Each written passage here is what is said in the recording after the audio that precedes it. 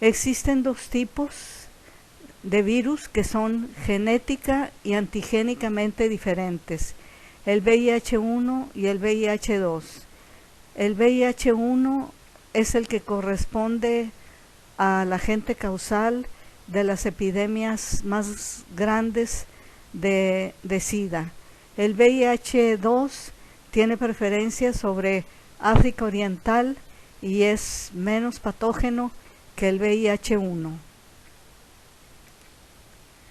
Si ustedes se fijan en esta gráfica, en 1983 empiezan a aparecer los primeros casos de HIV o de SIDA en Estados Unidos. Los estados más importantes fueron Nueva York, Florida, California, Texas.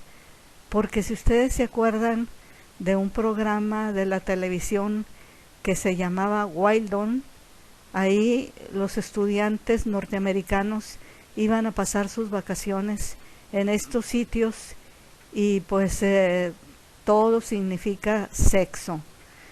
Muy bien, entonces hay 33.3 millones de personas con VIH a final del 2015. Imagínense ahorita cómo estará en el 2020.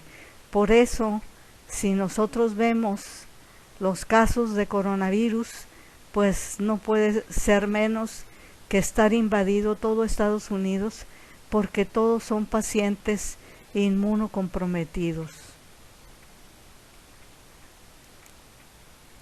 ¿Cuáles son los principales mecanismos de transmisión? Pues son los contactos sexuales, los contactos sexuales de alto riesgo, la utilización de drogas, puede atravesar placenta o se adquiere por la leche materna. Y uno de los más afectados pues es una enfermedad ocupacional. Las transfusiones de sangre eran muy importantes hasta que se descubrió, ahora se tiene mucho más cuidado en estas transfusiones sanguíneas, pero miren, se transmite por sangre, semen, líquido seminal, secreciones rectales, secreciones vaginales y leche materna. Por eso hay que tener mucho cuidado con las relaciones que se llaman relaciones sexuales de alto riesgo. Esto ya no se los voy a leer porque ustedes lo van a ver lentamente en mi presentación. Otros mecanismos pues es la utilización de drogas, la utilización de jeringas, los tatuajes, los piercing, utilizar el condón y los contactos sexuales, especialmente. La patogenicidad de este virus depende fundamentalmente a que ataca a los linfocitos T CD4, como lo podemos ver acá abajo en la diapositiva de color. Y entonces empieza a destruir a los linfocitos CD4 de tal manera que va a llegar un momento en que lo único que voy a tener van a ser linfocitos CD8. Entonces mi inmunidad va a estar detenida y entonces la enfermedad se va a denominar AIDS o SIDA. ¿Cuáles son las células más afectadas de mi cuerpo? Pues las células más afectadas de mi cuerpo son los macrófagos, la microglia del cerebro, los linfocitos CD4, las células dendríticas y los macrófagos alveolares. Y de acuerdo a eso vamos a ver las manifestaciones clínicas de este virus o de esta enfermedad. ¿Cuáles van a ser las manifestaciones clínicas? Pues lo principal es que si yo tengo un contacto sexual de alto riesgo, voy a tardar de 2 a 4 semanas en que aparezcan los síntomas y voy a pensar que se trata de un cuadro gripal, pero puede aparecer como una mononucleosis infecciosa o puede aparecer como una meningitis con exantema. Después de que pasó eso, pues aparece todas las manifestaciones que se denominan complejos relacionados con el SIDA. ¿Y qué es lo que voy a tener?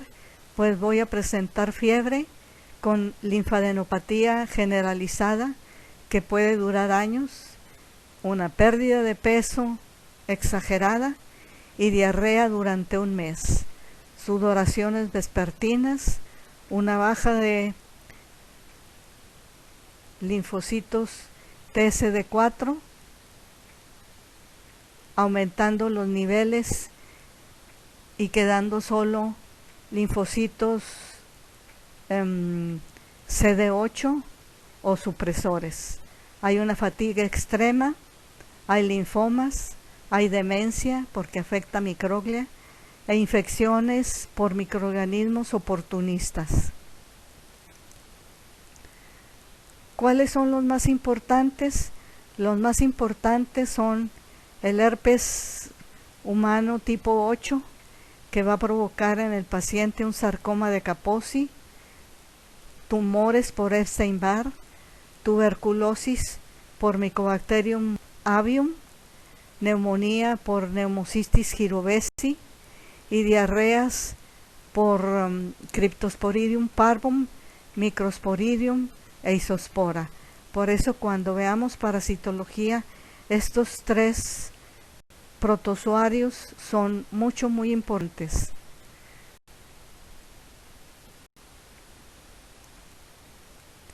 El paciente entra en estado de caquexia, debilidad extrema y empiezan a aparecer todos los herpes zóster. ¿Cuáles son las enfermedades con las cuales yo voy a pensar cuando un paciente llegue a consulta? Si yo lo veo con candidiasis, pues voy a pensar mal, claro. Voy a hacer la historia clínica. Si yo lo veo con papovavirus, si yo lo veo con leucoplasia velluda o vellosa, si yo lo veo con un herpes simple o si yo lo veo con un sarcoma de Kaposi, me van a hacer pensar que mi paciente tiene SIDA. ¿Cuál va a ser los métodos de diagnóstico más importantes? Pues van a ser ELISA, Western blot y va a ser RPR. Muy bien. Tratamiento. El tratamiento y prevención. La vacuna todavía está en estudio. Los antivirales todavía no son excelentes. Solamente pues no curan. Educación para la salud, el control de la sangre y hemoderivados, educación sexual y utilizar ropa adecuada en cirugías y laboratorios, métodos de esterilización y desinfección adecuados. Los medicamentos se llaman antirretrovirales. La prevención. Según Bill Gates y su esposa, las únicas medidas de prevención o las mejores medidas de prevención son fidelidad, abstinencia y lealtad.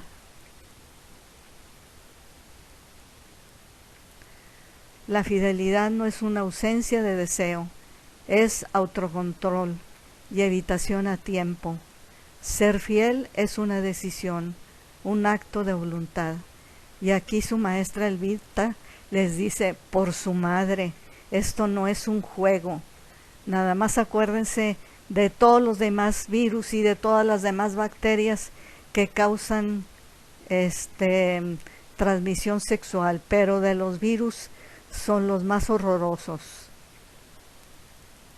Por eso yo tengo que hacer tengo que basarme en esta gráfica, porque si hago una prueba de ELISA y sale negativo, yo descarto el VIH siempre y cuando tome en consideración lo que hablé anteriormente. Pero si me sale positiva, para confirmar VIH tengo que hacer una nueva ELISA y luego tengo que hacer un Western